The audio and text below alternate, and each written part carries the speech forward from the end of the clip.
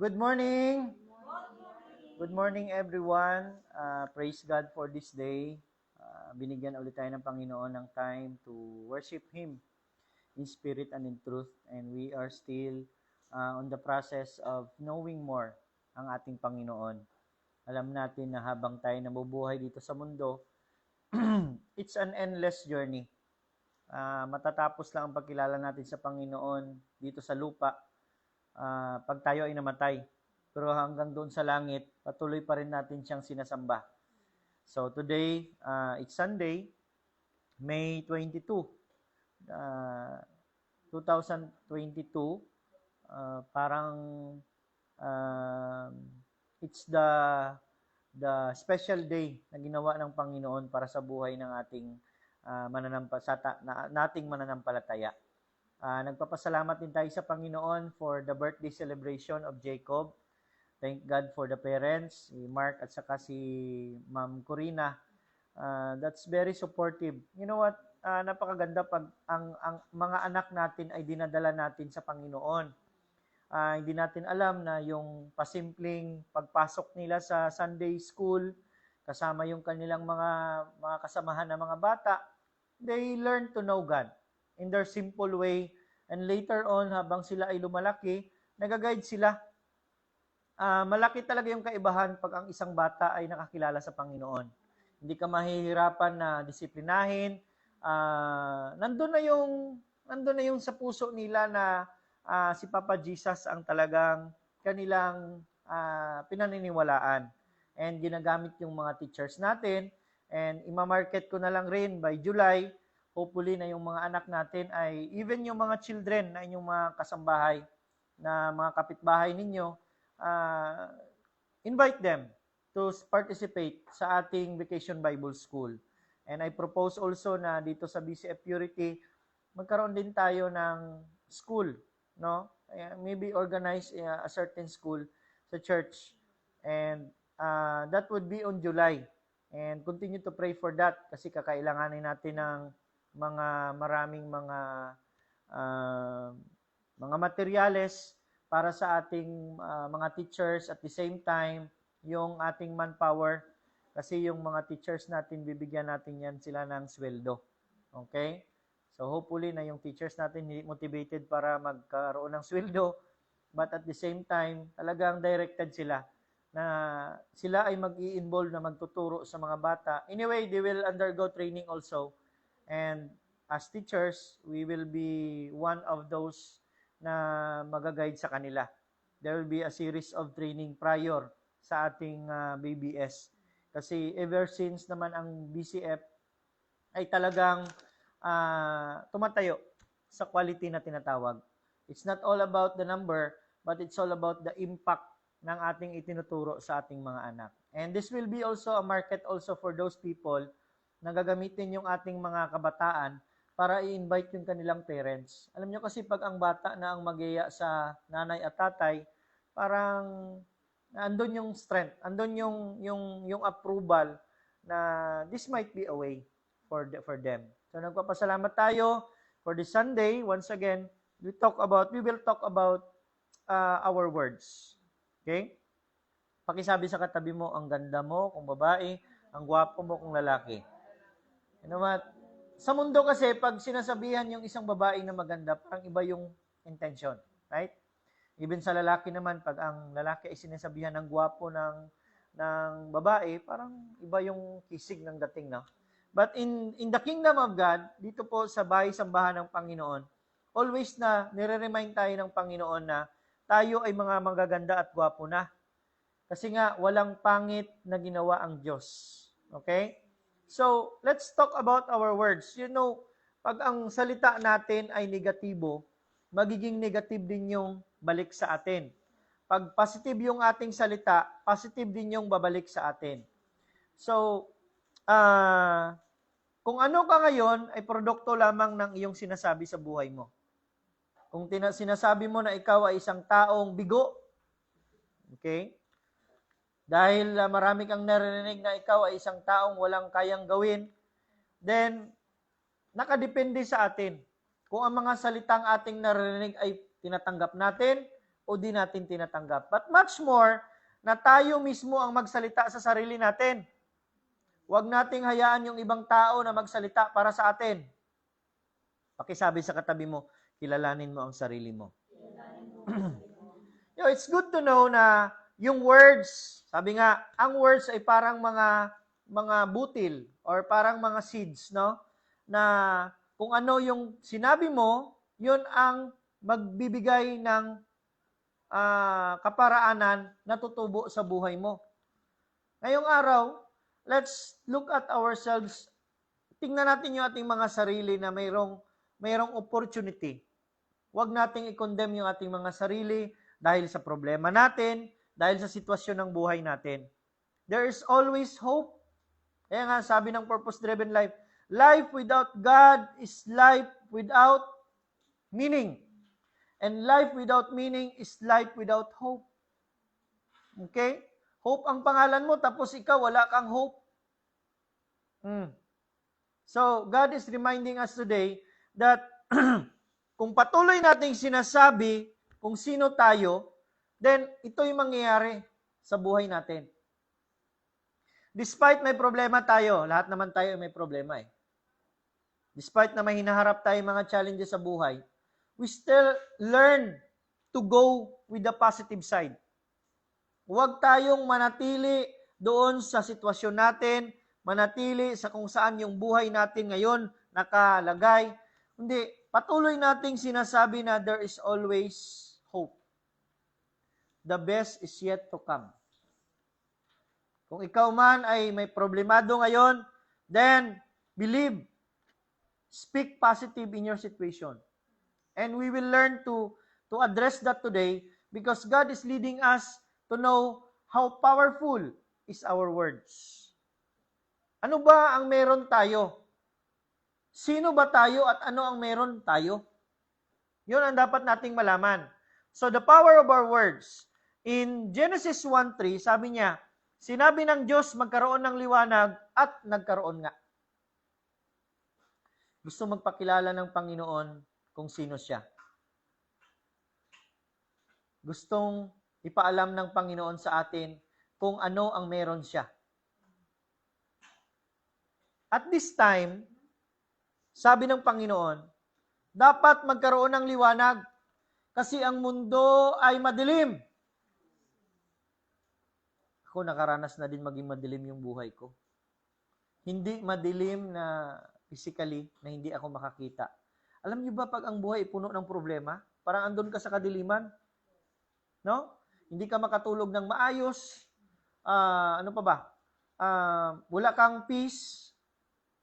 Isda, meron ka, pero peace, wala. Ganun ang buhay pag andyan tayo sa kadiliman. In other words, pag tayo ay nasa kasalanan, ang buhay natin ay madilim. Kaya sabi ng Panginoon, madilim ang mundo, kailangan ng liwanag. So sabi ng Panginoon, magkaroon ng liwanag at nagkaroon nga. This is a reminder sa ating lahat that pwede nating bigyan ng liwanag ang ating mga kadiliman. Amen? So, ang Panginoon ay nagsabi lamang nagsabi ng liwanag sa dilim and nakita niya na ito ay mabuti. Minsan kasi kailangan lang nating isabi para makita natin kung anong meron sa salita natin. Naalala ko noon nung ako ay nagpagamot sa isang, anong tawag niyan? Manggagamot na espiritista ba ang tawag nila yan? Yung mga albularyo, parang ganon, no? Na merong sinasabi pero hindi mo alam. Alam niyo ba, yung pinakamasarap na ingredient sa adobo, hinahawakan niya. Yung luya. Di ba? Kasi nawawala yung lansa ng karne pag merong luya. Tapos nilalagay niya yan sa noo mo. Tapos ang ginagawa niya, merong sinasabi niya, hindi mo alam yung sinasalita niya. Those are example of words. Yun ang example ng mga words na merong power. Kaya, di ba noon naranasan natin tayo gumagaling? At buong akala natin, sabi ni Sister Malo kanina, Hindi ko inakala na si Sir Raymond ay magiging pastor na. Yung sagot ko sa kanya, kahit ako, di ko rin inakala. Pero yung Diyos kasi kung ano yung purpose niya sa buhay mo, mangyayari at mangyayari. Kasi no matter what, nag-sharing kami yesterday ng bisita namin dito. Sabi ko, ako talaga noon, ayaw ko maging pastor. Gusto ko maging teacher lang. Kaya every time na sinasabihan ako mag-pastor, ay, teacher lang ako kasi magtuturo ako. Huwag niyo na akong sabing pastor, ganyan-ganyan. Pero God is faithful that ano man ang inumpisahan niya sa buhay mo, He will continue to level you up. And doon ko na-realize na hindi pala ako ang gagawa, kundi ang Diyos. Kaya bakit ako maghihirap? Ang Diyos ang siyang gagamitin yung buhay ko. So, there's no reason na hindi mo makayanan kasi gagamitin ka lang ng Panginoon. Nahihirapan tayo sa buhay natin kasi gusto natin na tayo talaga. Tayong gagawa, tayong mag-iisip, tayo lahat. Ikaw na nga. Diba? So, yung buhay natin noon, same the word, madilim. Diba? Kasi andun tayo sa kasalanan. Maraming pera, pero hindi mo alam kung saan pupunta yung pera natin. Right? And ang ano nito, ang kagandahan is that sa time ng kadiliman, hindi mo na aalala na mayroon palang liwanag. And somehow, gumagamit ang Panginoon ng mga tao. Napupuntahan ka, pwede ako mag-pray sa'yo. Parang ganun lang kasimple yung buhay. Marami kasing opportunity ang Panginoon. Kaya sinasabihan ko kayo, gawin ninyo yung sinasabi na Santa Claus approach. Ay, may Santa Claus approach? Tuturuan ko kayo. Kasi this is an opportunity given by God. Dapat marami kayong candy sa bag ninyo. Okay? Or every time na bibili kayo ng pagkain, huwag kayong bumili ng isa lang. Bumili yung 3 or 2. Lalong-lalo pag andyan kayo sa bus. Okay? Kasi pag upo mo sa bus, pangit naman na, di ba, parang nahihiya kang kumain na ikaw lang mag-isa eh. Siyempre may dala ka 2 or candy. Share mo yan sa isa. That is an open opportunity for you para sa ibang tao. A simple candy can open up a conversation. And that conversation will turn into a realization na ikaw, pwede ba ako makapag-pray sa'yo? And this is a testimony, allow me to use the testimony of my ex-girlfriend and that my wife na ngayon. Tinatanong siya, okay ka lang? Okay lang ako. Alam niyo kasi maraming problema dyan sa okay. Musta ka? Okay lang. So at the time na siya, mayroong nag-pray sa kanya, doon na siya umiyak. Kasi behind that okay is a big, heavy, burden, problem. And nabigyan ng opportunity na mapagaan yung kanyang pakiramdam dahil sa prayer na yon. And that is word. Kasi you participated, nabigyan ng pagkakataon na marinig ng isang tao na mapanalanginan mo siya with the word na sinasabi mo sa kanya. Don't you know that prayer is powerful and that is, when you pray, you speak the word. Diba? I-bless mo siya, Lord. Ano man ang sitwasyon ng buhay niya. And you will be amazed kasi nga, hindi mo alam yung sitwasyon niya, nag-pray ka lang sa kanya. And at the time that you pray for him or for her, na-mention mo yung sitwasyon. And even na yung tao na piniprihan mo, hindi alam. Bakit niya alam yung sitwasyon ko? That's how God will move. Kaya nga, dapat nating speak ang light. Mag-encourage tayo sa bawat isa.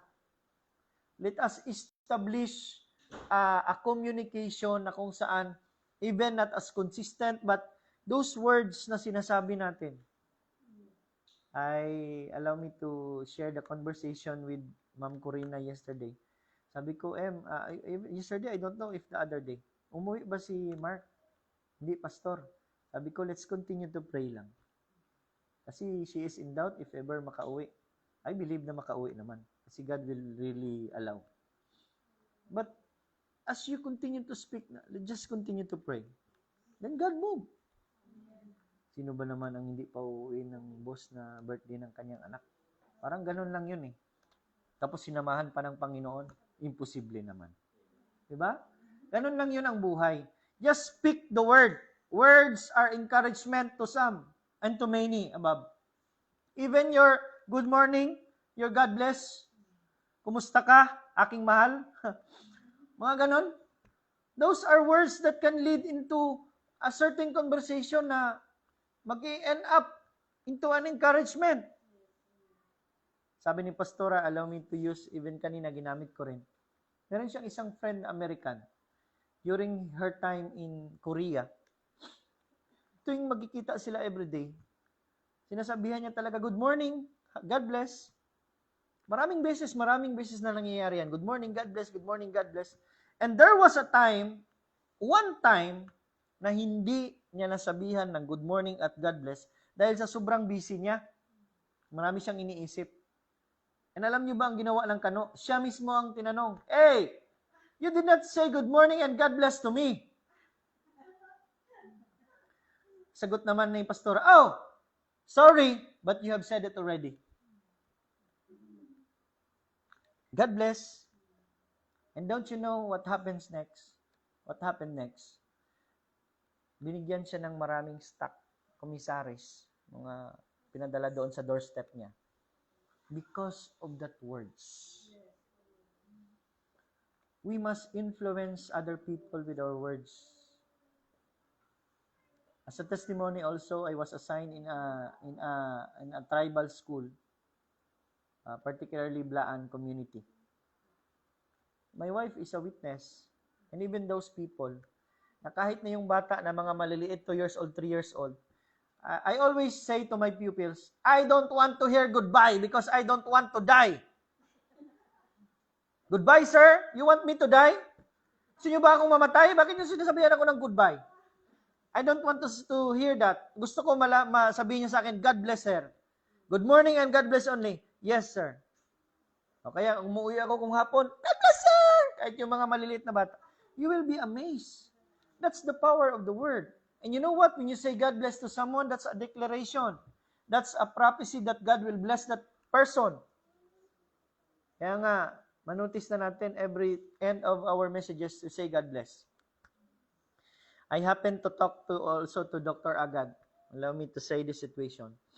Sabi niya, Moon, don't you know na every time na nagte-text ako sa mga patient ko, I always end up my statement with just continue to pray. Just pray always. It's good though. You are influencing them to pray. But much more that you will say, God bless. Oh, I say always God bless. Words are powerful. Amen? So in our next verse, in Genesis 1:26, sabi niya, pagkatapos sinabi ng Diyos, ngayon likhain natin ang tao ayon sa ating larawan, ayon sa ating wangis. Sila ang mamamahala sa mga isda, sa mga ibon, sa himpapawid, at sa lahat ng hayop, maging maamo o mailap, malaki o maliit. Klikan natin yung ating first verse. Ang Diyos ang nagsalita at nangyari. Second verse, ginawa tayo na kagaya ng Diyos. Balikan natin yung first verse hanggang makuha natin. Ang Diyos ang nagsalita at nangyari. Gumamit siya ng salita. Pangalawa, tayo ay ginawa na kagaya niya. Kagandahan ito, pwede pala tayong magsalita at mangyari.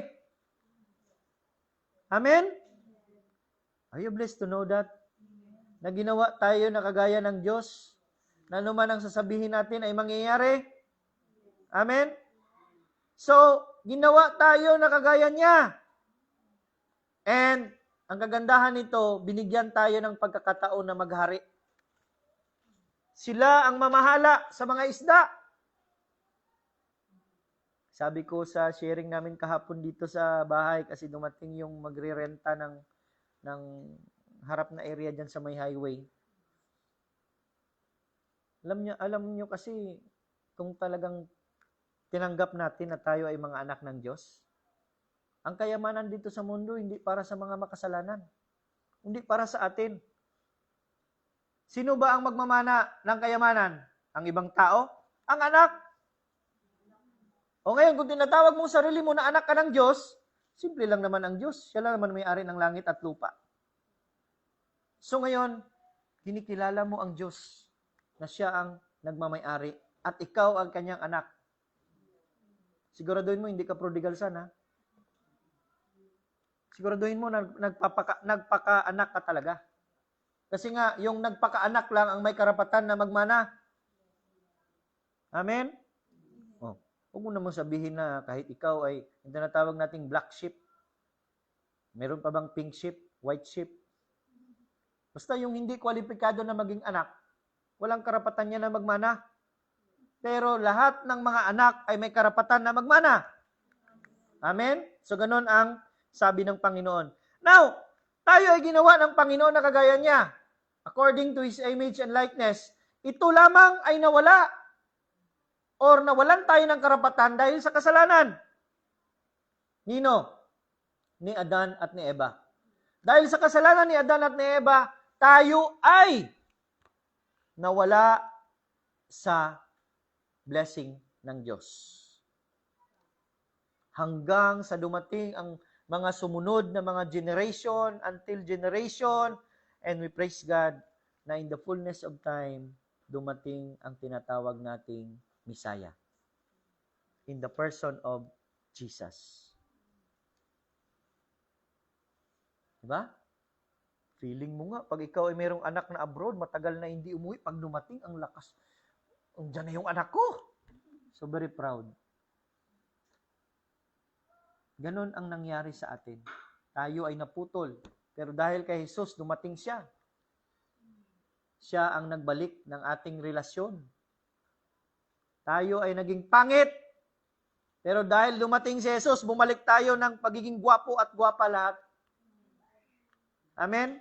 Ganon po ang story. So, that is why, pag tayo ay nasa dilim, alam nyo ba ang nangyayari? Pag ikaw ay nasa dilim, hindi ka na nag-pray.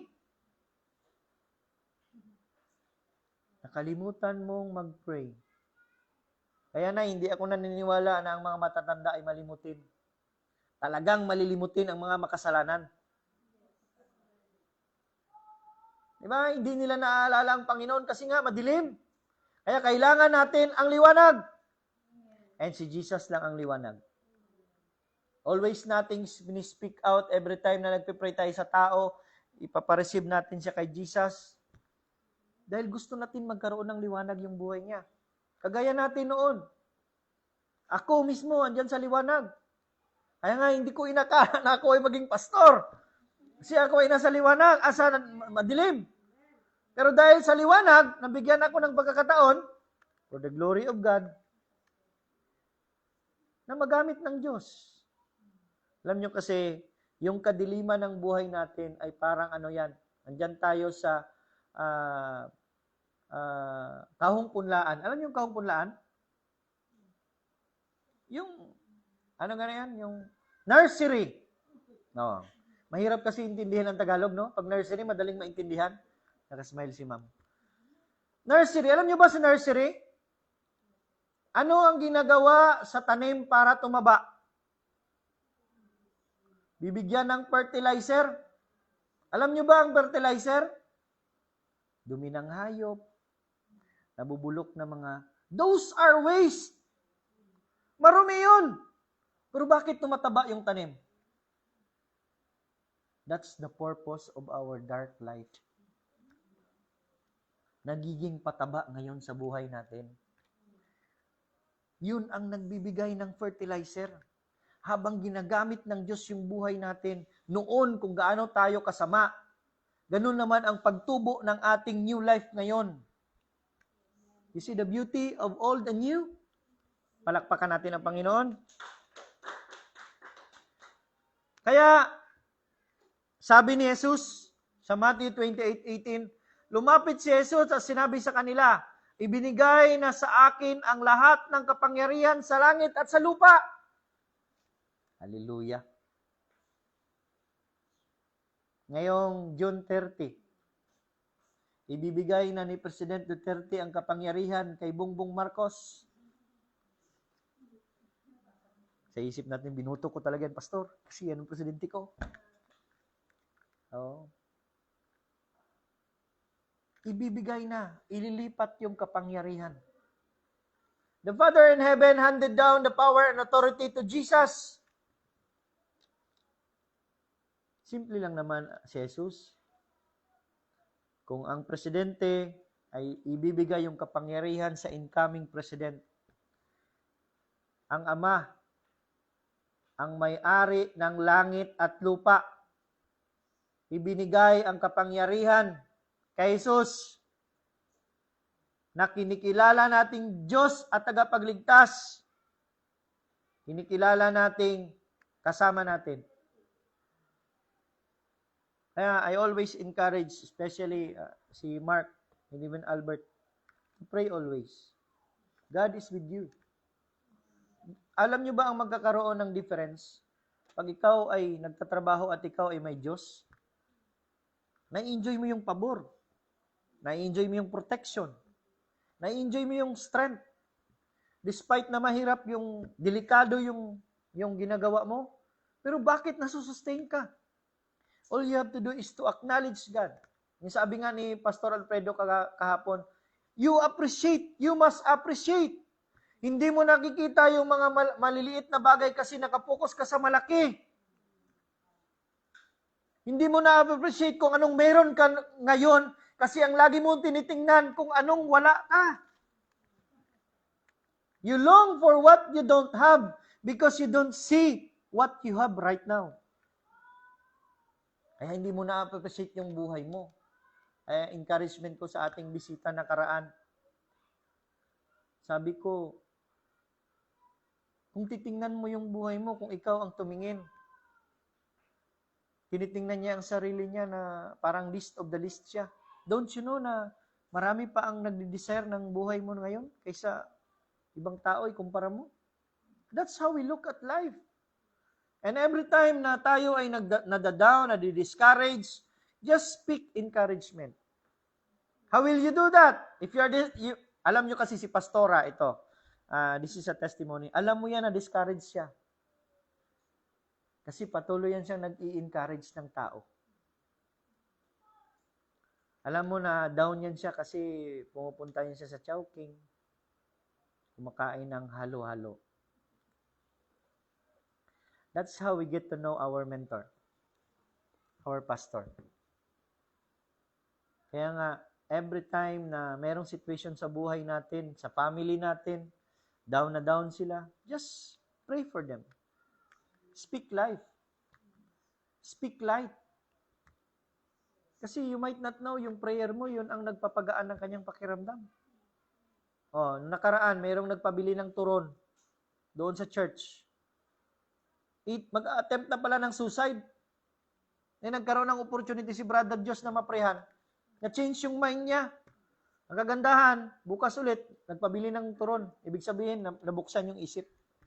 Those are example of words, powerful words,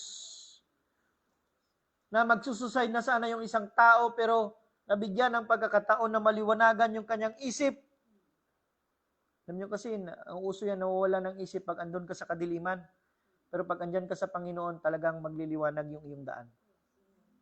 Hindi man perfect yung buhay, pero nare-realize mo magaan. May problema man, pero nabibigyan ng solusyon. Amen? I praise God for the healing of my wife. Kasi nga, maraming beses na rin nanalangin. And I doubt, sabi ko, bakit di pa rin, Lord? Kailangan talaga ng direksyon sa Panginoon. Sabi ng doktor, ito ba lahat na gamot ang ininom mo? Opo, Dok. Nakasmile si Dok. Ganon yung buhay nung pag walang direksyon. Lahat na lang inumin. Para lang gumaling. Hindi mo alam na ang bayad lang pala sa mga utang mo is manalangin ka para i-touch ng Panginoon yung nautangan mo at sabihan na, huwag mo nang pabayarin yan. Marami ka namang pera. Marami ka nang pinuntahan. Si Bombay, si 5-6, sino pa? Ang gawin lang pala is mag-pray. Kasi in prayer, you speak words. And words are powerful. Like God, there is darkness and God speak light. In prayer, we speak words. Kaya nga, nagkakaroon tayo ng answered prayer. Pag tayo ay tumatawag, those are answers from God. Those are product of the words na sinasabi natin, kaya nagkakaroon ng manifestation. Amen? So, sabi ni Jesus, andyan sa akin yung kapangyarihan. Hallelujah! So, ito yung rason bakit tayo naniniwala kay Jesus. Sino ba siya? Ang kanyang pangalan, ang makakasave sa'yo. Ang kanyang pangalan, sa kanyang pangalan, mai-enjoy mo ang kapangyarihan.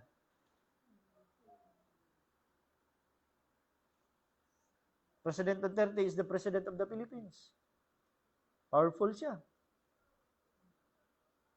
Pag sinabi mong, pinadala ako ni President Duterte dito ngayon, you're bringing also the name and the authority. Right? So, ang langit at ang lupa ay talagang nag-u-honor kay Jesus. When you speak the name of Jesus, lahat ng mga anghel gumagalaw.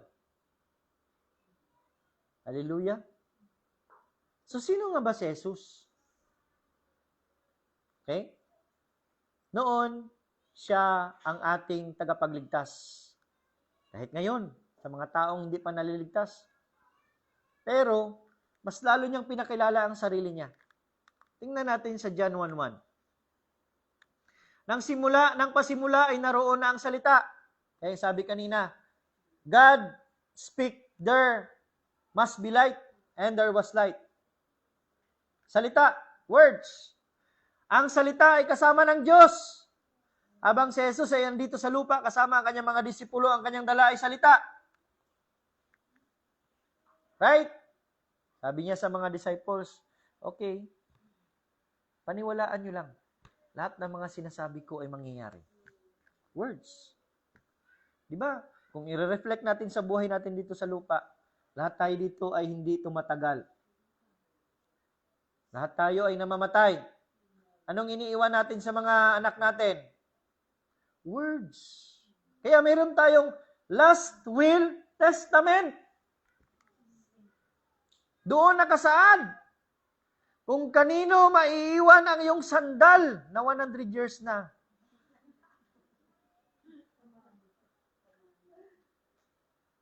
Words are being honored. Diba? So, ang salita ay Diyos. Kaya every time we use the word of God, lahat tayo ay talagang nakarever. Nagre-respeto, nakikinig. Dahil alam natin na ang salita ay Diyos.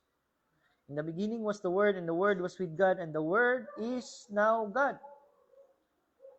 We believe that the Word of God has power. Naniniwala tayo na ang salita ng Diyos ay may kapangyarihan. Kaya nga, in the beginning, God speak light, and there was light. Paano ba mangyari yun? With the power of God. Hallelujah.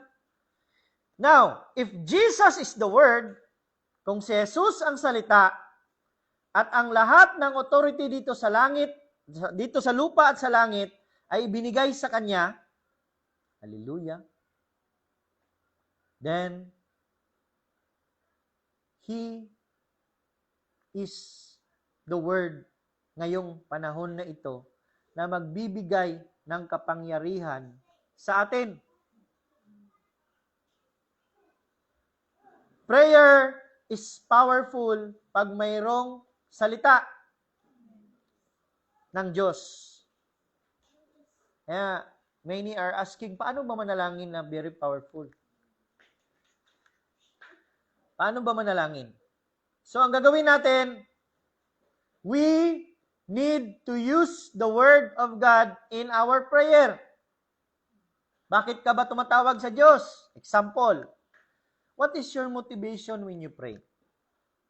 Bakit ka ba tumatawag sa Diyos?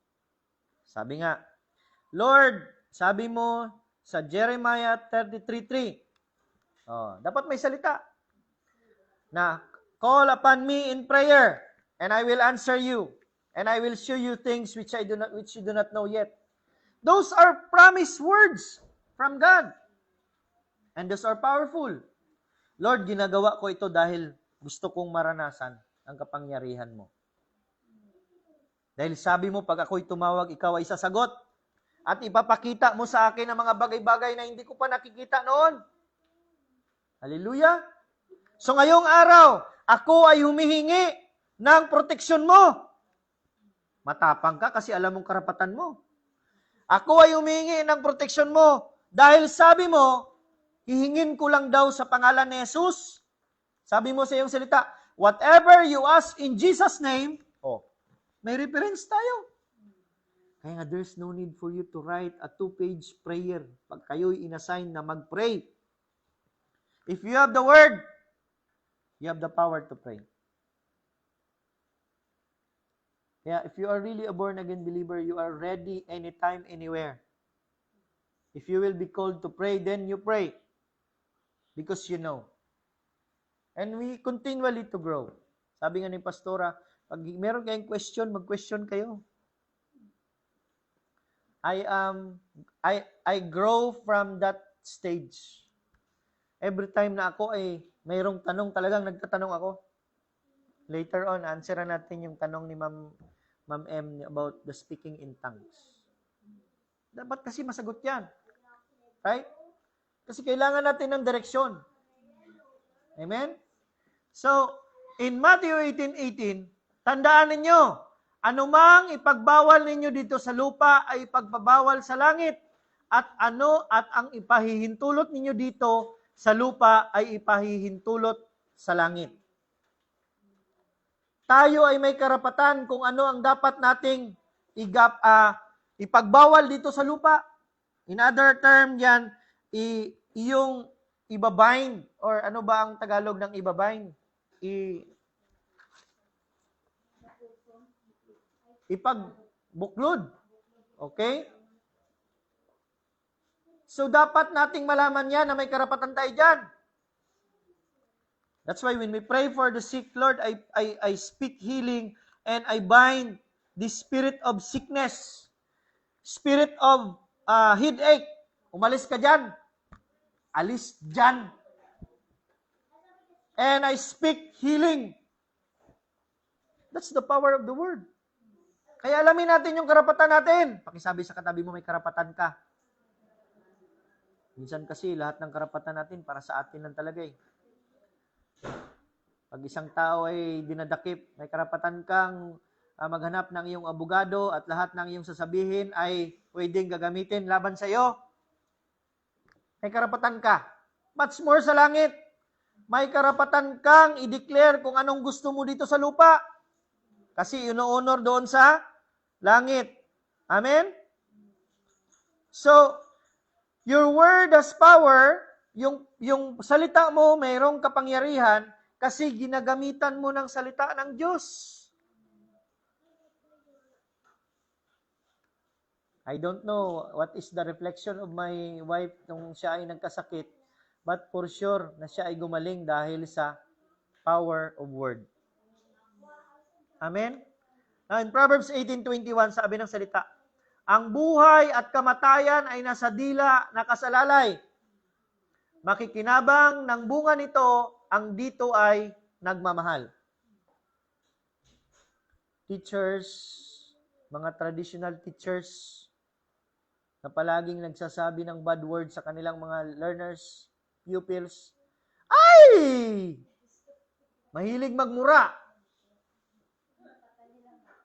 Diba? Patayin kita ngayon. Sinabi ko huwag tumawid, tumabok. Huh? GEGO ka. Mga ganon. Lahat na lang ng mga bad words sinasabi ninyo.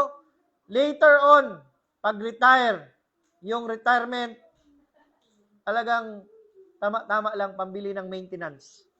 Kasi alam nyo ba yung effect niyan? First and foremost, high blood. Kasi mainitin yung ulo mo. Hopefully si Ma'am M, hindi na masyadong nag-inisak niya mga pupils. Hindi mo kasi pag lower grades yung tinuturuan mo. Kaya ang ako, I always requested my facilitating teacher. Sabi ko, ma'am, wag lang akong i-assign sa kinder to grade 3, ma'am. Gusto ko 4, 5, 6 lang. Kasi mababa talaga yung pasensya ko dyan. Baka anong masabi ko, magkasala pa ako ba? We learn to be careful with our words. Kasi alam natin na ang buhay at kamatayan ay andyan sa salita. Pagsabihan ka na, ay, lalo! Reply man yung isa. Kaya makikita ninyo sa mga squatter area, walang pagbabago yung buhay. Kasi panay mura. Walang mahal, puro mura. Di ba? Hindi nagbabago yung buhay nila. Andyan at andyan pa rin sa kahirapan. Kasi yung naririnig sa mga bunganga nila, puro mura, puro mga hindi magagandang salita. Lahat ng ina, pinuputa nila. Ganun yun. They serve as an expression and nakikita natin yung bunga ng kanilang mga salita sa buhay nila ngayon. Hallelujah. Are you blessed today? So, yung sabi nga kanina, na humarap ka sa salamin. Sino sa'yo nakakita ng movie ni Vice Ganda noon? Yung bata na nakausap ni Vice Ganda na mas masungit pa sa kanya. Kahit mahirap kami, maganda ako. Kahit ganito kami, maganda ako. Maganda ka na nga. Kasi subukan mong harapin yung sarili mo sa salamin at sabihin mo, maabot ko ang pangarap ko. Araw-araw mong isabi yan sa sarili mo. At makikita mo yung sarili mo na ginagawa mo yung gusto mo sa buhay mo.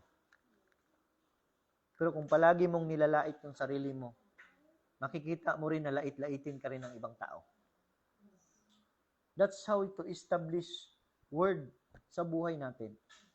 Kaya nga certain tayo, hindi na tayo naghahanap na sabihan pa tayo ng ibang tao dahil tayo mismo ang nagsasabi sa sarili natin na gwapo tayo at maganda. May kaya tayong gawin.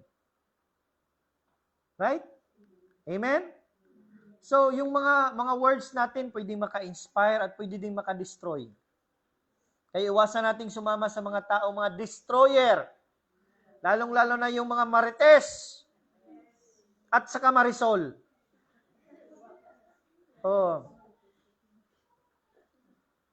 Yung palaging iniisip, palaging pinag-uusapan yung buhay ng ibang tao, palaging nakikinig ng Brigada News FM, tapos yung naririnig, tinichismis. Alam niyo ba yung walang maganda kasi sa marites eh. Kasi yung utot, sa dulo tae. Di ba? So, dapat maging aware tayo lang. Kailangan nating maging careful sa anumang ating tinatanim dahil ang mga salita na sinasabi natin ay hindi natatanim sa lupa, kundi natatanim sa puso ng bawat tao. Kaya minsan yung ibang tao nakapagpasabi na pwedeng makapagpatawad pero mahirap makalimot. And don't you know that those unforgiving spirit are yan ang mga sagabal sa mga prayer life natin. Pag ikaw ay hindi talaga nagpapatawad, huwag kang tumawag sa Diyos kasi alam mo na ang iyong prayer ay hindi maririnig ng Panginoon. It's easy for us to forgive. Then we must forget. Sa mundo, easy to forgive but not easy to forget. Pero sa Diyos kasi bibigyan ka ng grasya na kalimutan mo yung after mo magpatawad, bibigyan ka ng grasya ng Panginoon na makalimutan mo. And then, later on, pag nagkita kayo, parang walang nangyari. Huwag mo lang sabihin na, who you? Right? Are you blessed today? So, kailangan nating mag-speak life sa ating mga dilim na buhay. Mga family natin, we will include them in our prayer every day, na kahit na sila ay nandun pa sa mga masasamang ginagawa nila, just speak life. I believe, Lord, na there will be a time na sila ay magbabago. Those are positive words. Hallelujah. So, tayo ay tinatawag ng Panginoon na mag-unite sa panalangin. Especially sa mundo natin ngayon. Yung mga UP graduates natin, talagang Nag-aalsa sila sa gobyerno kasi ayaw nila si Marcos. Yun ang itinalaga ng Diyos. Kaya nga siya ang nanalo. Kaya kailangan nating mag-submit sa kanyang authority. And I believe na mayroong gagawin ang Panginoon sa bansa natin ngayong panahon ni Marcos. Hallelujah. Una na doon ay taas ang sahod ng mga guro.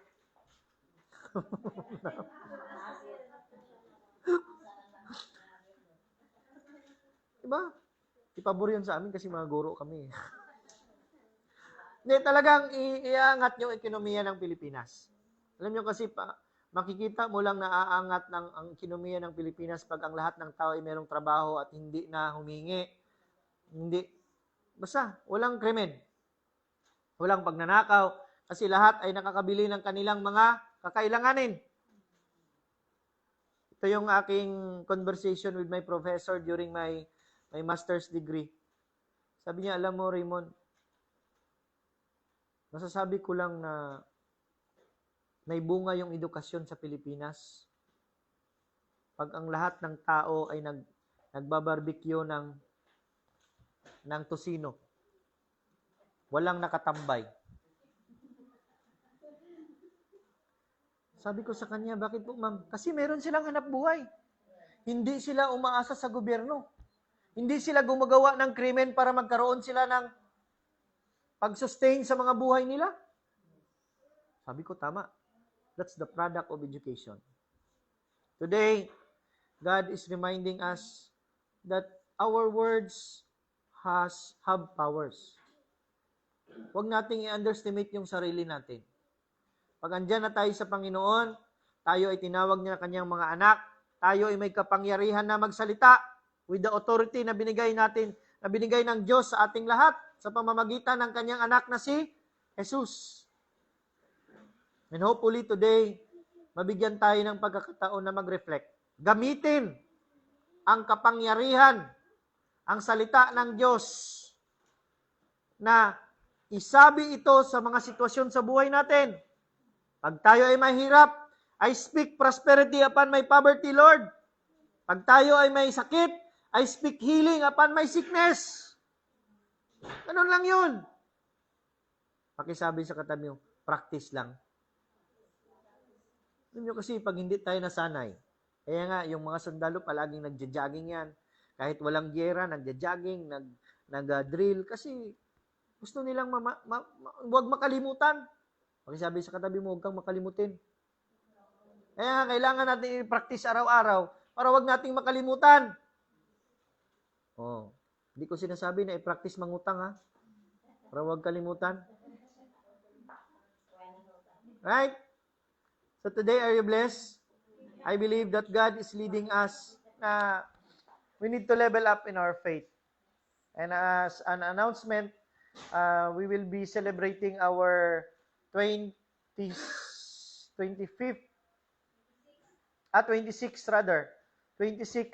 anniversary.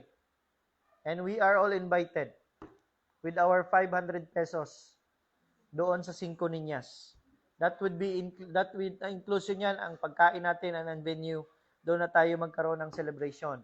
In the morning of that, magkaroon tayo ng tribal attire and we will be having our parade dito sa Coronadal, iikot, and then mamimigay tayo ng mga, as a sign of our thanksgiving, magbibigay tayo ng mga pasasalamat sa ibang tao. Okay? So, umpisa ngayong araw, pag-uwi ninyo, mag-prepare na kayo ng 20 na mga, ano bang gusto niyo pamigay dyan? Noodles or whatsoever. Dandahanan nyo lang. 20 and then we will compile that dito sa ating church, house church. And then later on, pag na-compile na natin, mag-agree tayo ha, kasi ang ating tribo na napili ay Tiruray. We can make, alam nyo kasi tayo ay mga wise naman na mga tao. We will have a uniform attire. Maybe magkakating lang tayo, mga ganyan. Mga wisdom ni Lord. And then magkakaroon tayo ng isang pick-up. That would be for the BCF Purity. And then tayo ay magsiselebrate, mamimigay tayo ng mga candies doon sa mga tao sa parade during the parade to tell them that, hey, we are celebrating God's goodness sa buhay namin. We are not ashamed of the gospel. If you want to join us, then that would be a motivation sa kanila. Sino ba yan sila, mga BCF? And we will also our BCF purity as house church. Kasi Pastora is now in the stage of realization na yung 10 churches na yon ay ma-establish. And we are one of those. We will never stop. Kaya nga sabi ko nga, we are not competing with one another. We are complement with one another. And ang pag-usapan na yan during the leaders meeting. Kung ano yung makontribute natin sa church natin, then we will contribute. Hopefully na all of us will participate. Kahit yung mga bata natin, we will encourage them na, hey, ganito na yung buhay natin. Nandiyan na tayo sa church. Mas i-priority natin yung ating buhay dito sa spiritual kaysa doon sa ating mga work or whatsoever. Kasi later on, what will happen to us? We will all die. And we will face our eternal life. And we must be prepared for that. Every day, we need to encourage one another. Pakisabi sa katabi mo, let us encourage one another. That's why communication is very important. Hallelujah! Pag ikaw ay isang taong walang load, hindi ka makakommunicate. Ang kagandahan nito, hindi na natin kailangan ng load. Direct sa Diyos, yung ating panalangin. And then automatically, ang Panginoon ay maglilid sa atin na kung sino yung mga taong kailangan nating i-connect. A simple words of encouragement. Good morning, for example, a simple text. God will bless you today because I prayed for you.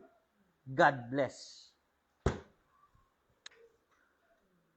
Don't you know how, kaya ang encouragement ni Pastora this 2022, we need to expand our connection. We are all connected with one another, right? Your connection can be my connection, and my connection can be your connection also. And that's how we are enjoying favor. We have our leaders meeting there at Venue 88, which the owner is yung may-ari din ng Punta Isla. Hindi talaga siya makatiis. Kasi sabi niya, Pastora, ako na ang magbabayad. Sabi ni Pastora, bayad na. And then sabi ko naman, reserve na lang, Pastor, by next time. And then, pinakita niya sa amin yung secret garden, yung area na kung saan merong mga nagkakandak, nag-cater sila. Andun siya nakita yung picture namin doon sa Facebook. Secret Garden of Venue 88. Those are favors. Those are product of connection. Alam niyo ba sa testimony, before I park the message, nag-usap sila ni Pastora, at prior sila nag-usap, nagtanong si Pastora sa Panginoon, ano ba ang sasabihin ko sa babae na ito kasi napaka-busy ng babae na ito kasi siya may-ari. Alam niyo ba ang sagot ng Panginoon? Connection. Ang tinanong na siya ngayon na may-ari, oy, Pastora, anong atin? Ganito, ganyan. Sabi ni Pastora, alam mo kasi hindi ko rin alam yung sasabihin ko sa iyo eh.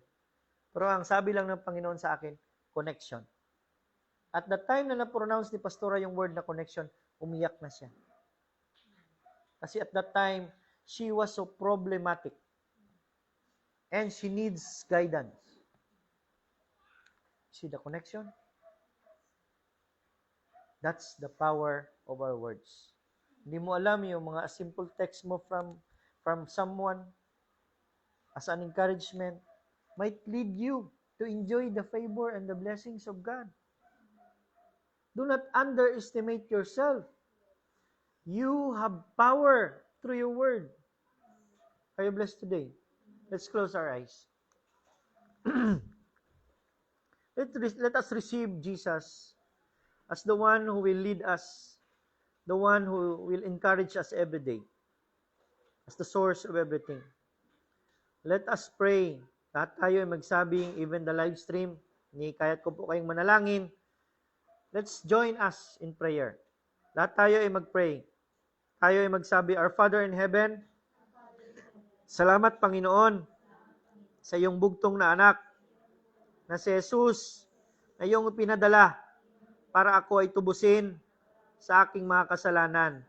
Ngayong araw, dinideklara ko na si Jesus ay ang aking Diyos at tagapagligtas. Tinatawag ko ang banal na Espiritu na siyang magaguide sa akin sa araw-araw kong pamumuhay. Let the positive words that would be coming out from my mouth be an encouragement sa lahat ng mga tao na aking makakasalamuha. Salamat, Panginoon, na ang aking pangalan ay nailista mo na sa libro ng mga buhay. Encourage ako ngayong araw at patuloy akong mag-i-encourage ng iba para mas marami kaming masisave at kasama namin ang buong pamilya namin. Ito ang aking samot dalangin.